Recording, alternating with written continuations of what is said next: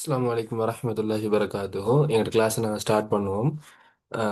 26வதுக்கான விடை என்னன்னு கொஞ்சம் செட்டில் போட்டு விடுங்க. அதாவது தனிநபர்களோட சமூக உரிமைகளை பெற்றுக் கொடுக்கிறது அரசோட கடமை அப்படின்னு உறுதிப்படுத்துவதற்காக உமர் அலியாங்க என்ன செஞ்சாங்க அப்படிங்கிற ஒரு கேள்வி கேட்டிக்கிறாங்க. அப்போ இதுக்கான விடை எதா இருக்கும் அப்படின்னு 4 விடையும் பார்த்து சொல்லுங்க.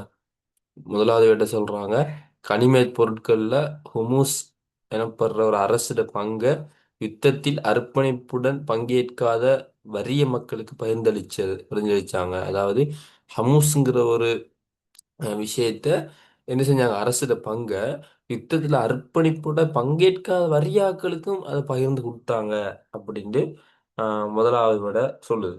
இரண்டாவது என்ன சொல்லுதுன்னு சொன்னா, ஒரு திம்மி கிழவர்ட ஜெஸ்ஸியா வரியை நீக்கிட்டு அவருக்கான பராமரிப்பு செலவை முஸ்லிம்களோட பைத்துல் மால்ல இருந்து கொடுத்தாங்க. அப்படின்னா முஸ்லிம்களோட நாட்டுல முஸ்லீம் அல்லாத ஒரு ஆள் திம்மின்னு சொல்லப்படுவாரு. அவர் ஜிஸ்ஸியா வரி கட்டிட்டு வாழணும். அப்ப அவர்கிட்ட அந்த வரியை நீக்கினாங்களாம். நீக்கிட்டு முஸ்லிம்களோட காசுல இருந்து அந்த பராமரிப்பு செலவை கொடுத்தாங்க அப்படின்ட்டு சொல்றாங்க. அடுத்தது, திரைசேரி அமைத்திருப்பது செல்வத்தை மறைச்சு வைக்கிறதுக்கு இல்லை, மாறா சமூக நல பணியில செலவு செய்யறதுக்குன்னு பிரகடனப்படுத்தினாங்க. நாங்கள் காசை சேர்த்து வச்சுக்கிறது, நாங்கள் யாரும் கொடுக்காம வச்சுக்கிறதுக்கு இல்லை, அது மக்களுக்கு கொடுக்குறோன்னு சொன்னாங்களாம். அடுத்தது, செல்வந்தர்களிடமிருந்து மேலதிகமான செல்வத்தை அதை எடுத்து ஏழைகளுக்கு பகிர்ந்தளிப்பேன் அப்படின்னு பிரகடனப்படுத்தினாங்களாம். அடுத்து, ஏழை பட்டினியால் வாடவோ ஆடையின்றி கஷ்டப்படவோ நேர்ந்தால் அது பணக்காரர்கள் தமது கடமைகளை புறக்கணித்ததன் விளைவுன்னு சொன்னாங்களாம். அப்ப இதுல என்ன வடை அப்படின்ட்டு செக் பண்ணுவேன். மூணாவது என்ன? ஆஹ்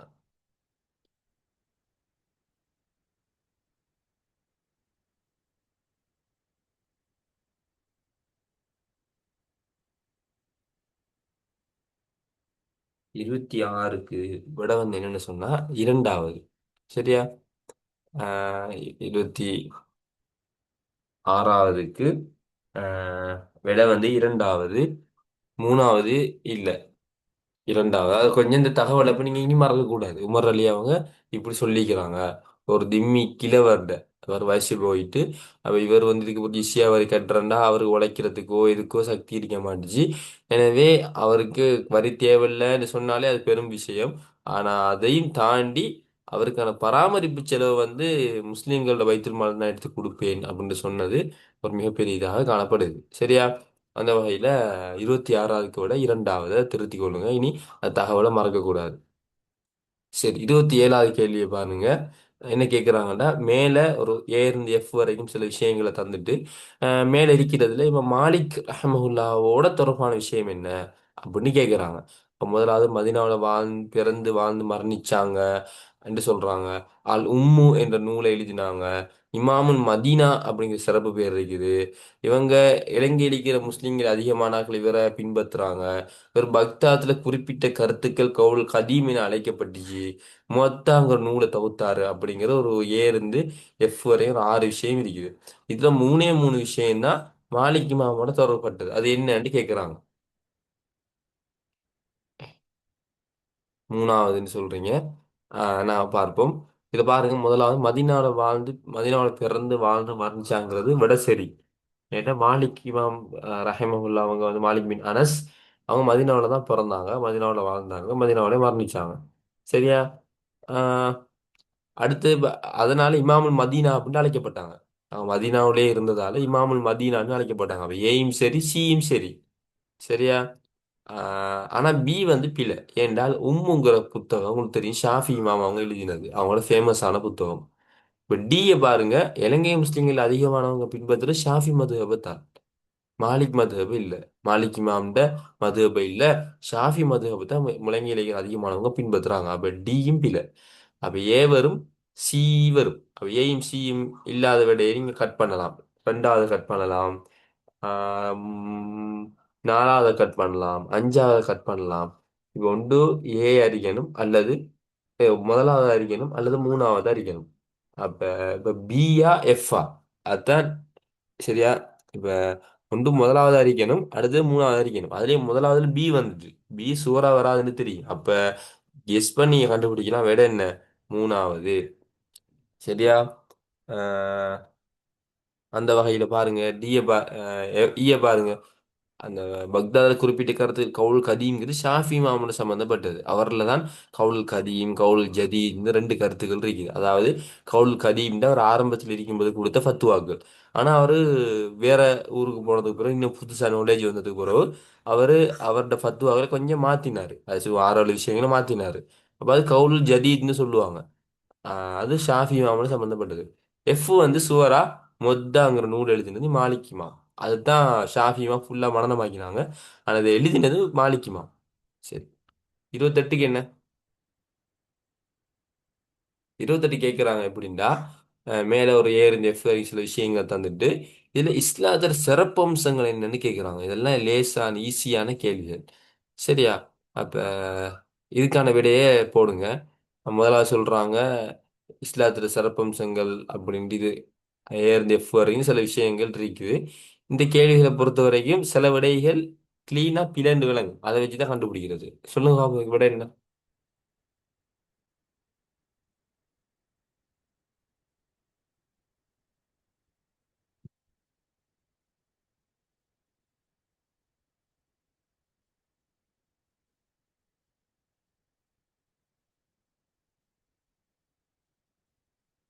இதுக்கு மூணாவது சொல்லிக்கிறீங்க பாப்போம். சரி. இஸ்லாத்துல மூலாதாரங்கள் வஹீத அடிப்படையில் அமைய பெற்றுச்சுன்னு சொல்றாங்க. இது சரி. இப்ப வேற ஏனைய வேதங்களோட மூலாதாரங்களை பார்த்தீங்கன்னா அவங்களுக்கு அது மனிதர்களால் எழுதப்பட்டது. அதனாலதான் அதுல நிறைய குறைகள் இருக்குது.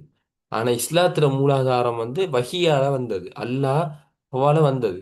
எனவே அல்லாஹ்வோட அறிவால வந்ததால குர்ஆனும் சுன்னாவும் 100% பாதுகாப்பானது. அதில் எந்த ஒரு பிழையும் இல்லை. அதை நாங்கள் நம்பி பின்பற்றலாம் அப்படிங்கிறது தான் எங்களோட அடிப்படை கருத்து. பி வந்து இது நபிசல்லா அவர்களோட போதனைகள் அரபிய சமூகத்துக்கு மாத்திரம் உருத்துடையது. பார்த்தாலே பிளந்து விளங்குது. அப்ப பி எங்கேயெல்லாம் இருக்குதோ அந்த விடையை விட்டுடுங்க. அஞ்சாவது வராது, நாலாவது வராது, முதலாவது வராது. அப்போ ஒன்று ரெண்டா இருக்கணும் அல்லது மூணா இருக்கணும். சரியா? அவ ஏ கன்ஃபார்ம். பி அப்ப பி வராது. சி என்ன? இஸ்லாம் துறவு வாழ்க்கையை வலியுறுத்துது. நீங்க எல்லாத்தையும் திறந்துட்டு கல்யாணம் முடிக்காதீங்க, தூங்காதீங்க, தொழுது விட்டு வணங்கிட்டே இருங்கன்னு சொல்லுதா? சொல்லவே இல்லை. ஒரு மூணு சஹாபாக்கள் சொன்னாங்க நான் இனிமேல் தூங்க மாட்டேன். ஒரு ஆள் சொன்னார் நான் இனிமேல் கல்யாணம் முடிக்க மாட்டேன். நான் வந்து ஃபுல்லா நோன்பு பிடிக்க போறேன். ரசூலா சொன்னாங்க யார் இப்படி சொன்னது? நான் தொழுகிறேன், நான் தூங்குறேன், அது நான் திருமணம் முடிச்சுக்கிறேன், நான் நோன்பு பிடிக்கிறேன், பிடிக்காமையும் இருக்கிறேன். எனவே யார் என்ன பின்பற்றலையோ அவர் என்ன சார்ந்தவர் இல்லைன்னு சொன்னாங்க. அதே போல இன்னொரு சஹாபிட்ட சொன்னாங்க அவர் தொழாம தூங்காம தொழினார், மனைவிக்கு ஒரு உரிமையை கொடுக்கல. நபி அவங்க சொன்னாங்க நீங்க தூங்குங்க, உங்களோட கண்ணுக்கு ஒரு உரிமை இருக்குது. அதை கொடுங்க, அதுக்கு உங்களோட மனைவிக்கு ஒரு உரிமை இருக்குது, அதை கொடுங்கன்னு சொன்னாங்க. அப்ப அப்படிப்பட்ட ஒரு மார்க்கம் இஸ்லாம். இஸ்லாம் வந்து துறவு வாழ்க்கையை ஃபுல்லா வலியுறுத்தவே இல்லை. அப்ப சி கன்ஃபார்ம் இல்லை. அப்ப ரெண்டாவது பிழை விட மூணாவது. மற்ற விஷயங்கள் பாருங்க, நீங்க பார்த்துக்கொள்ளுங்க. இஸ்லாம் வந்து நெகிழும் நெகிழாத்தன்மை கொண்ட மார்க்கம். சரி. இஸ்லாம் வந்து மனிதனது ஆன்மீக செயற்பாடுகள் அனைத்தையும் உள்ளடக்கிய மார்க்கம். சரி. இஸ்லாத்துல மனிதன் உயர் படைப்பாக கொல்லப்படுகிறார்கள். சரி. சரியா?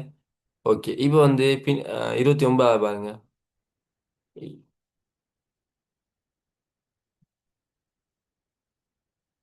29வது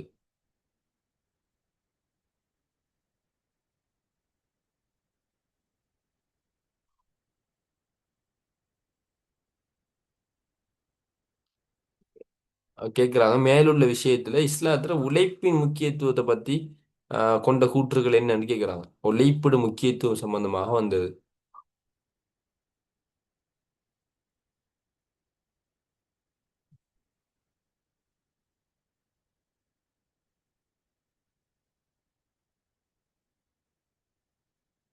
என்ன விட வரலாம்?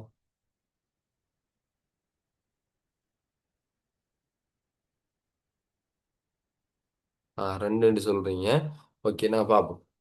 அவன் சொல்றான் முதலாவது ஏதேனும் ஒரு வகையில தீங்கி விளைவிக்கிற தொழிலை தவிர நேர்மையான உழைப்புக்குரிய எல்லா வாய்களையும் இஸ்லாம் திறந்து வச்சுக்கின்னு சொல்றாங்க. அப்படின்டா பிறருக்கு தீங்கு இல்லாத நேர்மையான எல்லா வாசலையும் இஸ்லாம் தெரிஞ்சிருக்குது. உதாரணமா வட்டி ஏழைகளுக்கு தீங்கு செய்யும், எனவே அதை ஹராமாக்கிட்டு இருக்குது. அதே போல என்ன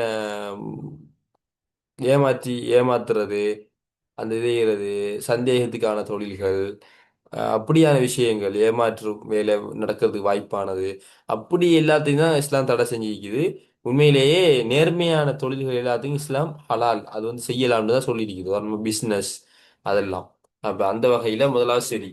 ரெண்டாவது, தனது உணவு தேவையை அல்லாஹ் மீது பாரம் சுமத்தி விட்டு எவ்வித உழைப்புமின்றி மஸ்ஜிதில் முடங்கி கிடந்தவர்களை உமர் அலி அவங்க எச்சரிச்சாங்க. அப்படி இதுவும் இந்த வரலாறு உண்மையான ஒன்றுதான். அப்படின்டா என்ன, சிலவங்க இருக்கிறாங்க.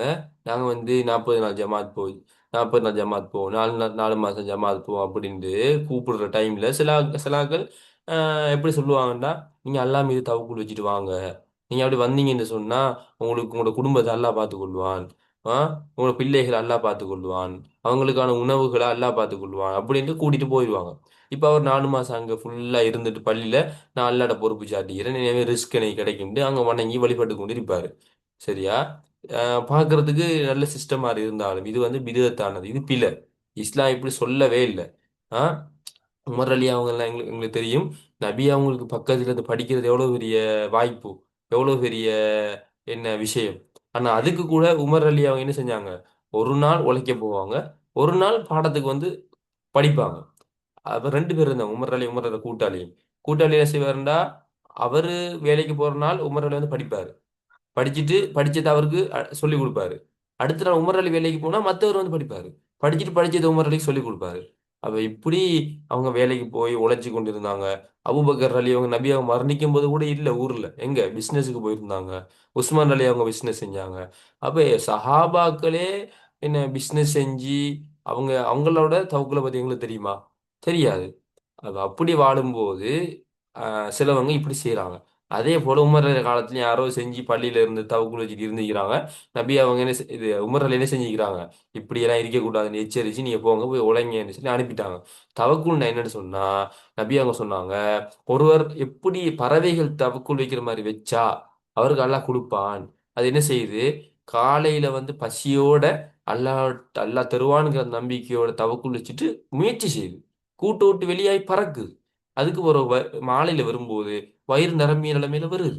இப்படி அல்லாஹ் உண்மையிலேயே தவக்குள் வச்சுட்டு அல்லாஹ் தாப ஏலோல எக்ஸாம்ல எனக்கு நல்ல ரிசல்ட்ஸ் தருவான், அது நீ நல்லவா இருந்தா தருவான் அப்படின்னு அவனோட நல்லெண்ணெய் வச்சு அல்லாத விஷயத்த உள்ள நான் பொறுப்பு சாட்டுறேன், அல்லாட பொறுப்பு சாட்டி அவனை மட்டும் நம்புறது.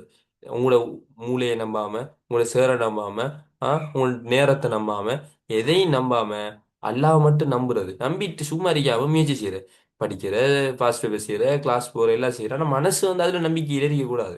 நான் இப்படி செய்யறதால பாஸ் ஆயிடுவேன், இப்படிலாம் ஒரு சொட்டு கூட நினைக்க கூடாது. அல்லாஹ்வுலதான் முழுசா நம்பி இருக்கிறேன் அப்படின்னு நினைச்சீங்கன்னா தான் தவக்குள். அப்ப நீங்க ஒரு அற்புதத்தை பார்ப்பீங்க, அற்புதமான வகையில் அது உங்களுக்கு நிறைவேறும். அப்ப இப்படித்தான் செய்யணுமே ஒழிய முயற்சி இல்லாம இருக்கக்கூடாது. அப்ப சி வந்து என்ன சரியாக வரும். டி வந்து தனது இன பந்துக்கள் அயலவர்களுக்கு உபகாரம் செய்யவும், சமூக நலப்பணிகளில் பங்களிப்பு செய்யவும், தொழில் ஈடுபட்டு வருமானம் ஈட்டுவது இஸ்லாம் வலியுறுத்துவதில்லை அப்படின்னு சொல்றாங்க. சரியா? அதாவது ஆஹ், தனது குடும்பத்துக்கு உபகாரம் செய்யறது இது பார்த்தாலே பிறண்டு விளங்குது. இஸ்லாம் எப்பயாவது குடும்பத்துக்கு கொடுக்கறதுக்கு நீ தொழில் செய்ய தேவையில்ல அப்படி சொல்லுமா? சொல்லவே சொல்லாது. அப்ப டிபில, அப்ப டிபிலண்டா ஆட்டோமேட்டிக்கா அங்க என்ன முதலாவது வராது, ஏன்னா சி சரிதானே, ரெண்டாவது வராது. சரியா? ஏன்னா டி டி இது ரெண்டாவது சந்தேகம் அப்படியே வச்சுக்கொள்ளுங்க. மூணாவது வராது. ஏன் ஏபிசி டி வந்துட்டு, நாலாவது விடுங்க, ஐந்தாவது வராது. ஏன்டா ஏபிசி டி வந்துட்டு இப்போ ரெண்டா நாலா இதான் எங்களுக்கு தெரியல. ஈய பார்த்தா எங்களுக்கு விளங்கிடும். அப்ப இஸ்லாம் என்ன சொல்லுது, நீங்க உழைச்சி குடும்பத்துக்கு கொடுங்க, கொடுக்கறது தர்மத்திலே சிறந்த தர்மம் அப்படி சொல்லுது. அயலவர்களுக்கு கொடுக்கறது, ஒரு சஹாபி தன் தோட்டத்தை ஃபுல்லா தர்மம் செய்ய ரசூல இல்ல சொல்லி 1/3 தர்மம் செய்ய வச்சாங்க. அதே அவங்க குடும்பத்துக்கே தர்மம் செய்ய வச்சாங்க. நபி அவங்க சொன்னாங்க, நீங்க உங்களோட குடும்பத்தை சும்மா விட்டுட்டு போறதை விட ஒரு பணக்காரர்களாக, அதாவது ஒரு செல்வத்தோ என்ன மற்றவங்கள்ட்ட கையேந்தாத நிலையில விட்டுட்டு போறது சிறந்ததுன்னு சொல்லிக்கிறாங்க. அப்ப டிபில அடுத்து, உழைக்கும் சக்தி உள்ள ஒருவர் எவ்வித தொழிலும் ஈடுபடாது சக்காத்தை எதிர்பார்த்திருப்பதை இஸ்லாம் வெறுக்கிறது. இது உண்மை. ஒரு ஆளுக்கு உழைக்கிற சக்தி இருக்குன்னு சொன்னா, நான் வந்து ஏழ்மையாக இருக்கிறேன் அதனால சக்காத் கிடைக்குங்கிறதுக்காக ஏழ்மையாகவோ மிஸ்கீனாகவோ ஒரு ஆள் இருக்கிறார், அதை எதிர்பார்த்துட்டு இருக்கிறார், இஸ்லாம் வெறுக்குது. மாறாக அவர் தொழில் செய்யணும். நபி அவங்க சொல்லிக்கிறாங்க, தொழில்கள்ல சிறந்தது உடலால உழைக்கிறது. ஆ தாவூத் அலை இஸ்லாம் அவங்க தன்னை உடம்பால உழைச்சி சாப்பிடக்கூடியவங்களா இருந்தாங்கன்னு ரசூலுல்லாஹ் அதை வந்து மோட்டிவேட் பண்ணிக்கிறாங்க. அதே போல என்ன அலிரல் இல்லானும் சில டைம் காசு இல்லாட்டி கஷ்டப்பட்டு வேலை செஞ்சு உழைச்சி அதன் மூலமாக வாழ்றவங்களா இருந்திருக்கிறாங்க. ஆ அப்ப இப்படி என்ன சஹாபாக்களே உழைச்சி வறுமையில கூட தன் சொந்த இதுல உழைச்சி சாப்பிட்டுக்கிறாங்க. அப்ப அதுதான் இஸ்லாம் இது. அப்ப விட வந்து நாலாவது. சரி, 30வது கேள்வியை பாருங்க. என்ன கேட்குறாங்கன்னு சொன்னா இதுக்கான விடையை சொல்லுங்க.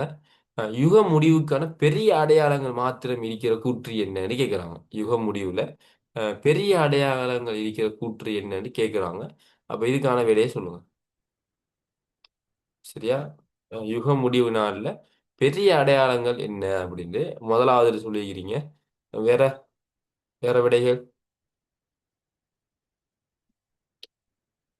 நபி ஈசா அலைஹிஸ்ஸலாம் வாரதுன்னு சொல்றாங்க.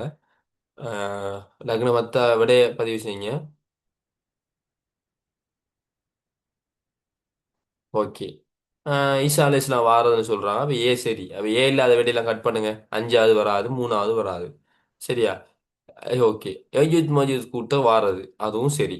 அப்படின்னா பி இல்லாத விடையை கட் பண்ணுங்க. ஆ அப்படின்னா அஞ்சாவது ஏற்கனவே பில. நாலா நாலாவதுல பி இருக்குது. பி இருக்குது, பி இருக்குது. ஓகே. மூணாவது சூரிய மேற்குல உதிக்கிறது. இது வந்து சரி. இப்ப கிழக்குல சூரிய உதிச்சு கொண்டிருக்கு. ஒரு நாள் மேற்குல உதிக்கும். அப்ப ஏ பி சி வந்து சரியான விடை தான். பெரிய அடையாளங்களா தான் இருக்குது. அப்ப அதனால ஏபிசி அப்படிங்கிற விடை தான் வரும். அறியாமை அதிகரிக்கிறது, கட்டடங்கள் கட்டுவது, போட்டி மனப்பான்மை நிலவுவதுலாம் சிறிய அடையாளங்கள். அப்ப விட வந்து 30க்கு ஒன்று தான் வரும். சரியா? 31க்கு என்னன்னு பாருங்க.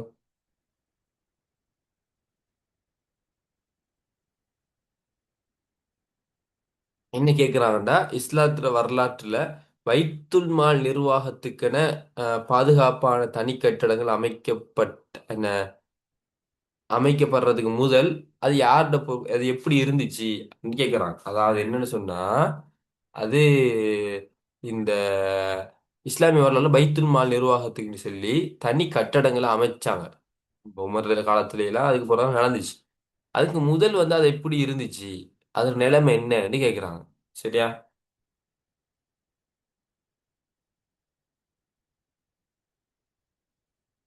அப்ப நபியே அவங்களோட பொறுப்புல இருந்துச்சு அப்படின்னு சொல்றாங்க. அல்லது கலீஃபாக்களோட கண்காணிப்புல இருந்துச்சு சொல்றாங்க. மஸ்ஜித் அண்மிச்ச பொது இடத்துல இருந்துச்சுன்னு சொல்றாங்க. கவர்னர்களோட பொறுப்புல இருந்துச்சுன்னு சொல்றாங்க. பைத்துல் மாலுக்கு நியமிக்கப்பட்ட பாதுகாப்பு. இது என்னன்னா கேள்வி நல்லா விலை கொள்ளணும். பாருங்க கேள்வி என்ன. பைத்துல் மால் வந்து இப்ப வந்து பாதுகாப்பான தனி கட்டடங்கள்ல இருக்குது. இப்ப இப்படி கட்டடங்கள் இயக்கிறதுக்கு முதல்ல அது எப்படி இருந்துச்சு அப்படின்னு என்ன அர்த்தம். இப்ப கட்டடத்துல இருக்குது, இதுக்கு முதல்ல எப்படி இருந்துச்சு? அது ஒரு இடத்துலயா அல்லது கட்டடம் இல்லாமலா எப்படி இருந்துச்சுன்னு கேக்குறாங்க. அப்ப அதுக்கு விட மூணாவது அது மஸ்ஜித் அனுமதிச்சு ஒரு அண்மிச்சு பொது இடத்துல இருந்துச்சு. அதுக்கு பிறகுதான் அது கட்டடமா மாறுனுச்சு. அப்ப இதான் பகுத்தறிவு லொஜிக் ரீதியா யோசிச்சா இதான் விட. மாறாக மத்ததெல்லாம் உண்மைதான். நபி அவங்களோட பொறுப்புல இருந்தது, கலிஃபாக்கள் கண்காணிப்பு இதெல்லாம் உண்மைதான். ஆனா அது வந்து கேள்விக்கு பொருத்தமான விட இல்ல. சரியா? கேள்வி என்ன. இப்ப தனி கட்டடங்களை வச்சு அவங்க அமைச்சிக்கிறாங்க. அப்படி இருக்கும்போது முன்னர் எப்படி இருந்துச்சு? அப்படிதான் கேட்கறாங்க. அப்ப முன்னர் வந்து பள்ளிக்கு அண்மிச்ச ஒரு இடத்துல இருந்துச்சு. அதுக்கு பிறகு அது கட்டடங்களாக மாறி வேற இடத்துக்கு மாற்றப்பட்டுச்சு. சரியா? அப்ப அதுதான் அதுக்கான விடையாக அமையுது. சரி. 32வது என்ன கேள்வி என்னன்னு சொன்னா 32வது கேள்வி என்னன்னு சொன்னா சரிங்க. 32வது கேள்வி மேல வந்து சொன்ன கூற்றுக்குள்ள இஜிமாண்ட என்ன அதோட சம்பந்தப்பட்டதை மட்டும் தெரிவு செய்யுங்க அப்படின்னு சொல்லிக்கிறாங்க. சரியா? அதுக்கான விடையை டக்குனு டைப் பண்ணுங்க.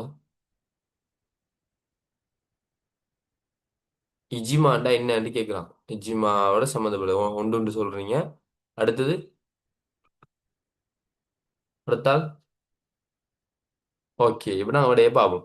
இஜிமாவோட சம்மந்தப்பட்ட என்ன கேட்கலாம். சரி, தீர்ப்புன்ற மேற்கொள்ற இதுல வந்து ஒரு தீர்ப்பு ஒன்று நாங்க மேற்கொள்ளணும் அப்படின்னு சொன்னா ஒன்றுக்கு மேற்பட்ட முஜிதஹீத்கள் இருக்கு என்று சொல்றாங்க. அப்ப இஜ்மான்னா உங்களுக்கு தெரியும், ஒரு ஆள் மட்டும் மீக்கர் இல்லையா நிபந்தனை ஒன்றுக்கு மேற்பட்டவங்க இருக்காது. அப்ப ஏழாவது விடையெல்லாம் அஞ்சாவது கன்ஃபார்மா வராது. ரெண்டாவது பாருங்க, பிரதேச நிற மொழி வேறுபாடுகளை தவிர்த்து எல்லாருமே கருத்துல ஒற்றுமைப்படணும் அப்படிங்கிறது சரி. அப்ப பி வரும். அப்ப பி இல்லாத விட வந்து நாலாவது. அப்ப ஏ பி ரெண்டா ஒன்று ரெண்டு மூணு இதுல ஒன்றுதான் விடையா வரலாம். மூணாவது, பெரும்பான்மை முஜிதஹிதுகளோட முடிவுகள் தீர்ப்பாக கொள்ளப்படணும். அப்ப அதையும் சரிதான். பெரும்பான்மை முஜிதஹிதுகள்ற இல்ல இல்ல இல்ல இல்ல அது நாலாவது என்ன? இல்ல இல்ல மூணாவது சி, பெரும்பான்மை முஜிதஹிதுகள்ற முடிவுகளும் தீர்ப்பாக கொள்ளப்படணும். அதுவும் சரிதான். நாலாவது, முஜிதஹிதுகள்ல பெரும்பான்மை குறித்த தீர்ப்பில் உடன்படுவது மற்றும் சிலர் அதில் முரண்பட முடியும். சரியா? அதாவது முஜிதகிரி பெரும்பான்மையானவர்கள் ஒரு இதுல முரண்படுவாங்க. ஆனா கொஞ்சம் பேர் என்ன செய்வாங்க, ஒன்று ரெண்டு பேர் அதான் முரண்படுவாங்க அப்படின்னு சொல்றாங்க. அப்ப இதுல வந்து சரி பிழையை தாண்டி இஜ்மாவோட சம்பந்தப்பட்டதை தான் கேட்கிறாங்க. அதனால அதுவும் வரும். சரியா? அதுல தானே இந்த இஜ்மா சாரி இருக்குது, இஜ்மா முரக்கப் இருக்குது, இஜ்மா சுக்கூத்தின்னு இருக்குது. அப்ப அதுல எல்லாரும் உடன்படுறது, பெரும்பான்மையர்கள் உடன்படுறது, அதுல மௌனமாக இருக்கிறது, இப்படி நிறைய வகைகள் இருக்குது. அப்ப இதெல்லாம் என்ன இஜ்மாவோட சம்பந்தப்பட்டது தான். ஆனா அவ ஏபிசிடி வரும். என்ன? அது கியாஸோட சம்மந்தப்பட்டது. ஒப்பு நோக்கம்னாலே அது கியாஸோட சம்மந்தப்பட்டது. நபித்தோட கருத்துன்னு சொன்னாலே அது வந்து கவுலு சாஹாபியோட சம்மந்தப்பட்டது. அப்பட வந்து முதலாவது. சரி, சரியா சொல்லிக்கிறீங்க. வெரி குட், மாஷா அல்லாஹ். அடுத்து 33வது சொல்லுங்க பாப்போம். என்ன கேட்குறாங்க அப்படின்னு சொன்னா, மகாவம்சம்ங்கிற ஒரு புத்தகம் இருக்குது. இது இளங்கர பழைய வரலாற்று சொல்ற ஒரு புத்தகம். இதுல எவனங்கிற பதம் வந்து கிரேக்கர்களை குறிக்குது. அது பிற்காலத்துல அரபியர்களை குறித்தது அப்படின்னு சொன்னது யாரு? அதான் கேள்வி. இது தகவலோட சம்பந்தப்பட்டது. கட்டாயம் பாடமாக்கி வச்சு கொள்ளணும். 33வதுக்கான விடை என்ன அப்படின்னு சொல்லுங்க. இது கூட வந்து ஐந்தாவது. சரியா?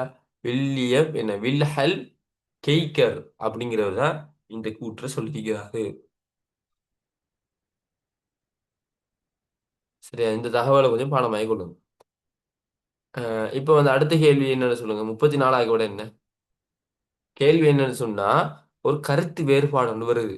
இப்ப நான் சொல்றேன், கூட்டுதோ ஓதக்கூடாது அப்படின்னு. நீங்க சொல்றீங்க ஓதலாம்ட்டு. அப்ப இந்த கருத்து வேறுபாடுகள் வந்துச்சுன்னு சொன்னா, அஹ், கருத்து வேறுபாடு ஒரு விஷயத்தை விலை கொள்ளணும். கருத்து வேறுபாடு வர முடியுமான விஷயங்களும் இருக்குது இஸ்லாத்துல. கருத்து வேறுபாடு வர முடியாத விஷயங்களும் இருக்குது. இப்ப நான் வந்து சொல்றேன், என்ன தொழணும்னு சொல்றேன். இன்னொரு ஆள் தொழக்கூடாதுங்கிறாரு. இது கருத்து வேறுபாடு இல்ல. இது வந்து இப்படி கருத்து வேறுபாடு வேற இயலாது. என்ன தெளிவான ஆதாரங்கள் இருக்கு குர்ஆன் சொன்னாலையும் தொழணுங்கிறதுக்கு. இது இந்த விஷய சம்பந்தமாக பேண வேண்டிய ஒழுங்கு இங்க கேட்கல. மாறாக இன்னும் சில கருத்து வேறுபாடுகள் இருக்குது. உதாரணமாக என்னண்டா, இந்த தராவி 23 11 இப்படியான கருத்து வேறு. ஏன்னா ரெண்டு கருத்துக்கும் இடம்பாடு இருக்குது. இன்டர்நேஷனல் பெறையா நேஷனல் பெறையா, ஆ அதே போல என்ன தாடியை ஃபுல்லா வளர்க்கணுமா ஷோர்ட் பண்ணலாமா, இப்படியான விஷயங்கள். அஹ், என்ன தக்பீரை நெஞ்சில கட்டணுமா இல்ல வயிற்றுல கட்டணுமா, இப்படியான விஷயங்கள் வந்து என்னன்னா, அப்படி அது ரெண்டுக்குமே இந்த அறிஞர்கள் வந்து சொல்லுவாங்க. ரெண்டுக்குமே ஆதாரங்கள் இருக்கும். அதுல ஒன்றுக்கு பலமாக இருக்கும். அப்ப இப்படியான கருத்து வேறுபாடுகள் போது எப்படி நடந்து கொள்ளுங்க கேள்வி. ஓகே, அப்ப எதுன்னு பார்ப்போம். முதலாவது, ஒருவரும் மதித்து நடக்கணும்னு சொல்றாங்க. அப்ப அது எப்படி சரியா தான் வரும். அப்ப ஏ இல்லாத விட வந்து நாலாவது வராது. அதுக்கு இங்கே தரைய போட்டுறணும். அடுத்து, கருத்து வேறுபாடு அம்சங்களை பரஸ்பர நியாயம் காணணும். கருத்து வேறுபாடு வருதுன்னு சொன்னா அதுல நாங்க என்ன செய்யணுமா, பரஸ்பரம் ஒரு நியாயம் ஒன்று காணணும். பரஸ்பரம் எது நியாயம் அப்படின்ட்டு நாங்க ஒரு பார்க்கணும். அதுவும் சரிதான். அடுத்தது, இதான் முக்கியம் பாருங்க. அக்கீதா சார்ந்த விஷயங்களை நாங்க அதை விட்டு கொடுக்கணும்னு சொல்றாங்க. இது வந்து கருத்து வேறுபாடுல விட்டு கொடுக்கவே கூடாது, சமரசம் பண்ணவே கூடாது. ஏண்டா, அக்கீதாங்கிற விஷயம் வந்து அல்லாஹ் தாலா அரசியல் இருக்கிறான், அல்லாஹ் தாலா உருவம் இருக்குது, மறுமையில் அவனை பார்க்கலாம், சொர்க்கம் இருக்குது, நரகம் இருக்குது, இதெல்லாம் அக்கீதா நம்பிக்கை சார்ந்த விஷயங்கள். இதுல கருத்து வேறுபாடு கொள்ள இயலாது. இதுல வந்து தேடி பார்த்து சரியான கருத்துல தான் நாங்க இருக்கணும். சரியா? அப்ப இதுல வந்து கருத்து வேறுபாடுக்கு இடம் இல்லை. அப்ப சி வந்து வராது. சரியா? அப்படி சமரசனம்லாம் அக்கீதா விஷயத்துல கொடுக்க இயலாது. அப்ப ஷியாட அக்கீதாவில் நாங்க ஏற்றுக்கொள்ளவே மாட்டோம். அவங்க வந்து சஹாபாக்களை தூற்றுவாங்க, குர்ஆன் முழுமை இல்லைன்னு சொல்லுவாங்க. அதெல்லாம் நாங்க ஏற்றுக்கொள்ளவே மாட்டோம். அடுத்து டி வந்து என்ன, கருத்துக்கள்ல பிடிவாத போக தவிர்க்கணும். நான் சொன்ன சில கருத்துக்கள், இந்த கையை நெஞ்சில ஆட்டுறதா, தப்புல ஆடுறதா, விரல ஆட்டுறதா, ஆற்றல் இல்லையா, இந்த விஷயங்கள்ல பிடிவாதமா நான் விரல ஆட்டத்தான் வேணும், ஆட்டி நான் முறிச்சிருவேன். சிலவங்க விரல நீட்டி தான் வைக்கணும், ஆட்டி நான் முறிச்சிடுவேன், இப்படி நான் சொல்லக்கூடாது. இது கருத்து வேறுபாடு வேற சான்ஸ் இருக்குது. இதுல வந்து எந்த கருத்து இது, ஆனா நீங்க அப்படி செஞ்சா அது பரவாயில்ல அப்படிங்கிற மாதிரி எந்த கருத்து இது. நான் இதுலதான் இருக்கிறேன் ஏண்டா இதுக்குரிய ஆதாரம் எனக்கு சரியா படுது அப்படின்ட்டு நாங்க சொல்லணும். அடுத்தது வாக்குவாதத்துல அடுத்தவர் பற்றி நல்லெண்ணத்தை வளர்த்து கொள்ளணும். இப்ப சில டைம்ல என்ன அவர் ஒரு ஹதீஸை சொல்லுவார். சொல்லும்போது அதுக்கான பிழையான விளக்கம் சொல்லுவாரு. அப்ப நம்ம நீ வேணும்னு பிழையான விளக்கம் சொல்றாய் அப்படின்னு நான் நினைக்கப்படா. இல்ல அவரு அறியாமையில சொல்றாரு, இல்ல அவர் வந்து அப்படி விலகி கொண்டிருக்கிறாரு அப்படின்னு நல்லெண்ணம் வைக்கணும். ஒரு ஆள் வந்து மீலாது நபி கொண்டாடுறாரு, அது பிழைதான். உடனே வந்து என்ன நரகவாதி அப்படி இப்படிலாம் சொல்லக்கூடாது. ஒருவேளை அவர் நபி மீது இருக்கிற அன்பால அப்படி செய்றாரு, பிழைதான தெரியாம செய்றாரு அப்படின்னு நல்லெண்ணம் வைக்கணும். அவர்கிட்ட போய் சொல்லணும் இப்படித்தான். ஆ இது நீங்க செய்யறது சரியாக இருந்திருந்தா அபூபக்கர் உமர் அலி அவங்க உங்களை போய் ரசூலுல்லாஹ் அதிகம் நேசிச்சாங்களே, அவங்க செஞ்சிருப்பாங்களே, அவங்க செய்யலையே, எனவே இது பிழை அப்படின்ட்டு நாங்க சொல்லணுமே தவிர அவர்ல கெட்ட எண்ணம் வைக்க கூடாது. வேணும்னு செய்றாரு, வேணும்னு இஸ்லாத்தை என்ன குழி தோண்டி புதைக்கிறதுக்கு இதை செய்றாரு, அப்படியெல்லாம் கெட்ட எண்ணம் வைக்க கூடாது. அப்ப அதுக்கான விடை என்னன்னு சொன்னா 34வதுக்கான விடை என்னன்னு சொன்னா இரண்டாவது.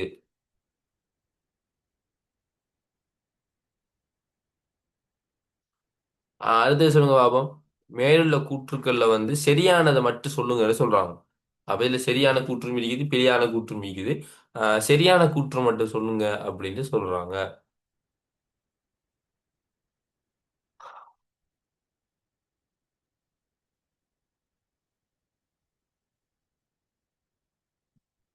ஓகே, நாங்க பார்ப்போம். உர்ஃப வந்து ஒரு சட்ட மூலாதாரமாக ஏற்றுக்கொள்வதை சில அறிஞர்கள் அங்கீகரிக்கின்றாங்க. இது வந்து சரி. உருஃப்னா என்ன? ஒரு வழக்காறு. ஒரு சமூகத்துல ஒரு வழக்காறு ஒன்று இருக்குது. ஆனா குர்ஆன் சொன்னா அதை பத்தி எதுவும் சொல்லலைன்னு சொன்னா அந்த வழக்காரை ஏற்றுக்கொள்வாங்க. வழக்காறு இப்படி இருக்கிறதால அதை அப்படி அவங்க ஏற்றுக்கொள்வாங்க. இதை வந்து சில அறிஞர்கள் இப்படி கூடாதுங்கிறாங்க, சில அறிஞர்கள் கூடுங்கிறாங்க. அப்ப முதலாவது ஏங்கிறது சரியா தான் வரும். சரியா? அடுத்தது வந்து மனிதன் செயல் சுதந்திரம் அற்றவன் என்பது மூத்தசீலா கொள்கையின் கோட்பாடாகும். மூத்தசீலா கொள்கை வந்து சொல்றது என்னன்னு சொன்னா ஆஹ், அதாவது செயல் சுதந்திரம் அற்றவன் என்று சொல்றது வந்து ஜபரியாக்கள். அவங்க என்ன சொல்லுவாங்க, அவனுக்கு செயல் சுதந்திரம் இல்லை, அல்லாஹ் எழுதினது அப்படியோ நடக்குது அப்படின்னு சொல்லுவாங்க. சரியா? மூத்த சிலாக சொல்றது அது வேற. அது நாங்க தெரியும் தானே உங்களுக்கு.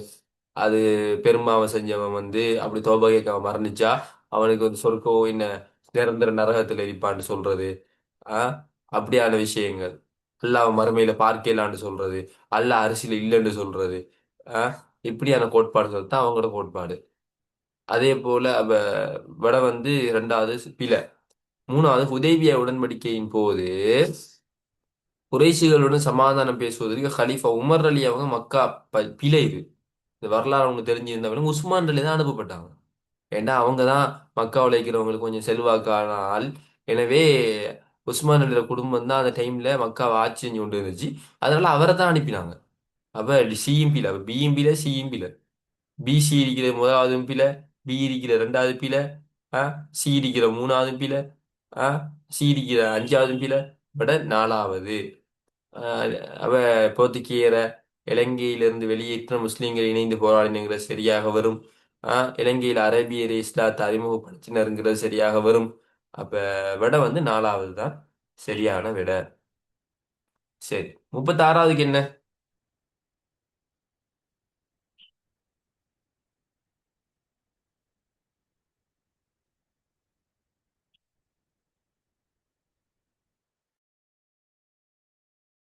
நாலாவது சொல்றீங்க. 36 கேள்வி என்ன? தொடர்புபட்ட விஷயங்களை சொல்லட்டாம் அப்படின்னு சொல்றாங்க. ஏயோட தொடர்பட்டது என்ன, பியோட தொடர்பட்டது என்ன, அதான் கேள்வி. சரி, நாலாவது சொல்லிக்கிறீங்க. மத்த விட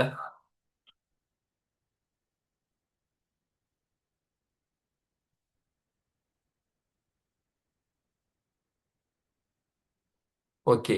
பை உல் முஅஜ்ஜல் அப்படின்னு சொன்னா என்ன அப்படின்னு நாங்க பார்க்கணும். 36வது கேள்வி. சரியா?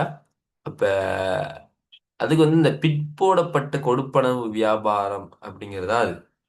பையுல் முஅஜ்ஜல். சரியா? முஅஜ்ஜல். அப்ப முதலாவதுக்கு வந்து டி. ரெண்டாவதுக்கு வந்து கர்லுல் ஹசன் அப்படின்னா அழகிய கடன். அப்ப வட்டியில் அழகிய கடன். அப்ப ரெண்டாவதுக்கு சி. சரியா? இது நீங்க பாடமாகணும். சின்ன நோட் கோப்பில் எழுதி பாடமாக்கணும் அப்படின்னு. ரெண்டாவது சி. அடுத்தது வந்து அத்தமீன் அப்படின்னு கேட்குறாங்க. இது உங்களுக்கு தெரியும், காப்புறுதி. இன்சூரன்ஸ் விஷயம் இதானே அத்தமீன்கிறது இஸ்லாமிய ரீதியாக ஏற்படுத்தப்பட்ட உண்டு. அரபு தெரிஞ்ச டக்குன்னு எழுதலாம். நாம என்ன பாதுகாத்தாண்ட அர்த்தம். அது அதனாலதான் என்ன அல்லாஹ் சொல்றான். என்ன குர்ஆன்ல நிறைய விஷயங்கள் வருது. அதுல இருந்து வந்ததுதான் அந்த தத்தமீன், நம்பிக்கை, காப்புறுதி. அடுத்தது வந்து வக்காலா அப்படின்னு சொன்னா பொறுப்பு சாட்டுறது அர்த்தம். தவக்குல்னு சொல்லுவாங்களே, தவக்குல், வக்காலா எல்லாம் அந்த ஒரு அரபு சொல்லு, வக்கலங்கிற அரபு சொல்லு வந்ததுதான். வக்காலா இதுல நீங்க எழுதி பாடமாங்க நோட் கோப்பில. வக்காலான பொறுப்பு சாட்டுறது. அடுத்தது வந்து ஏ சம்சரா அப்படின்னு சொன்னா.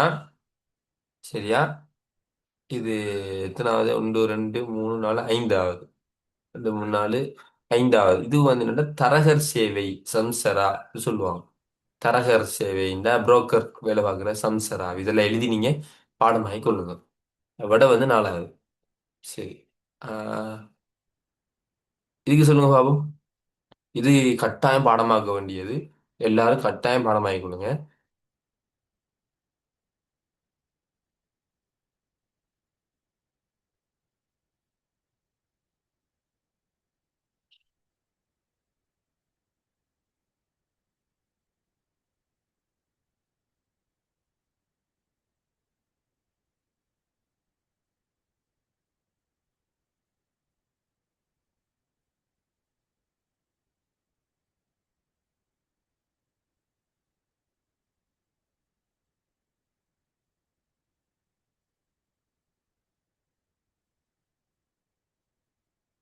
சரி. இதுக்கு வந்து விட என்னன்னு சொன்னா அஞ்சாவது இ. இந்த இமாம் புகாரி ரஹ்மஹுல்லா ஹிஜ்ரி 194. இமாம் முஸ்லீம் ரஹ்மஹுல்லா 204. ஆஹ் அடுத்தது திருமிதி ரஹ்மஹுல்லா ஹிஜ்ரி 209. அதே போல இமாம் அபூதாவுத் ரஹ்மஹுல்லா 201. நசை ரஹ்மஹுல்லா 215. இதை வந்து இதை கொஞ்சம் கட்டாயம் பாடம் ஆகிக்கொள்ளும். சரி. அடுத்தது வந்து 38க்கு என்ன? 38 சொல்லுங்க பாப்போம். முத்தசிலாக்கள். இமாமத் கோட்பாட்டை பின்பற்றுறவங்க உங்களுக்கு தெரியும், ஷியாக்கள். மூணாவது ஏ வரணும். முதலாவது பில, ரெண்டாவது பில, மூணாவது சரி, நாலாவது பில, அஞ்சாவது சரி. அப்போ மூணா அஞ்சா இதெல்லாம் டவுட். பாருங்க, ஒன்றை கண்டுபிடிச்சாலே அங்கே மூணு விட ஃபிட். மூணா அஞ்சா? சரி. ரெண்டாவது ஈமானும் என்ன, சவாரிஜிகள். சவாரிஜிகள் சிந்தனை என்ன? அவங்க வந்து ஆட்சியாளருக்கு எதிராக யுத்தம் செய்வாங்க. ஆட்சியாளருக்கு எதிராக யுத்தம் செய்யறது தான் இந்த ஹவார்ஜிகள்ற விஷயம். அவங்க தான் அழில் அழில கூட்டத்தை விட்டு பிரிஞ்சு போனவங்க. இப்ப ரெண்டாவதுக்கு வந்து சி. ரெண்டாவது சி இருக்கணும். மூணாவது பாருங்க, மூணாவதுல ரெண்டாவது சி இல்ல. ஆனா அஞ்சாவதுல ரெண்டாவது சி இருக்குது. அவ கன்ஃபார்மை விட அஞ்சாவது தான் வரும். சரியா? மற்றதெல்லாம் பார்த்துக்கொள்ளுங்க. முர்ஜியாக்கள், ஜபரியாக்கள் என்ன சொன்னாங்க? எல்லாம் அல்லாட கலாக்கதிரிலே நடக்குது ஆஹ் அப்படின்னு சொன்னாங்க. முர்ஜியா, ஜபரியா. சரியா? குர்ஆன் படைக்கப்பட்டது சொன்னது மூத்தசிலா. ஈமானுக்கு அமலுக்கு தொடர்பில்லை என்று சொன்னது முர்ஜியா. ஜபரியாக்க சொன்னாங்க என்னண்டா, எல்லாம் அல்லாட நாட்டத்தில் நடக்குது. ஒரு எழுத்தாளர் கையிலிட்டு பேனையை போல எல்லாம் அல்லாட நாட்டத்தில் நடக்குதுன்னு சொன்னதுதான் இந்த ஜபரியாக்கள். முர்ஜியான்னா மனுஷனுக்கு ஈமானுக்கு அமலுக்கு சம்பந்தம் இல்லை. உள்ளத்துல ஈமானை வச்சுட்டு அவன் சாராயம் குடிச்சாலும் அவனுக்கு பாவம் இல்லைன்னு சொன்னாங்க தான் அந்த முர்ஜியாக்கள். சரி. 39 கூட என்ன? இன்னும் 2 நிமிஷத்துல ஓஃப் பண்ண போது அதோட கிளாஸ் முடிஞ்சிருமா? 39க்கும் 40 மட்டும் பாவம். தொடரப்பட்ட விஷயங்கள். மக்காசித் நம்மளுக்கு தெரியும் நோக்கங்கள். அப்ப முதலாவது பி வாரதை தவிர மத்த எல்லாம் பிழை. ஒன்று ரெண்டு மூணு பிழை, நாலு அஞ்சு தான் சரி. ரெண்டாவது கவாயிதல் ஃபிக்ஹியா ஃபிக்குகளைட ஒரு என்ன சட்ட விதிகள் தான் அர்த்தம். அப்ப ரெண்டாவது ஏ வரணும். ரெண்டாவது ஏ வரணும். அப்படின்னா விட நாலாவது. சரியா? ஹாஜியாத்னு ஒன்று தெரியும். அத்தியாவசிய இது என்ன தேவை நிலை. தஹ்சினியாத் ஆடம்பர நிலை. லதூரியாத் அத்தியாவசிய நிலை. அதான் உங்களுக்கு தெரியும். அடுத்து 40க்கு என்ன? 40 இலக்கணம் போடுங்க. உலகளாவிய முஸ்லிம் சமூகத்தால் ஒரு அங்கத்தவனாதல் அப்படிங்கிறது உலகளாவிய முஸ்லிம் சமூகத்தில் ஒரு அங்கத்தவன் ஆதல்ங்கிறது ஹுக்கூகுல் இபாதோட சம்பந்தப்பட்டது. அயலவர்கள் அஞ்சாவது ஏ வரணும்.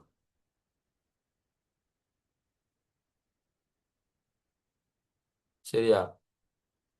அதாவது என்னன்னு சொன்னா அஞ்சா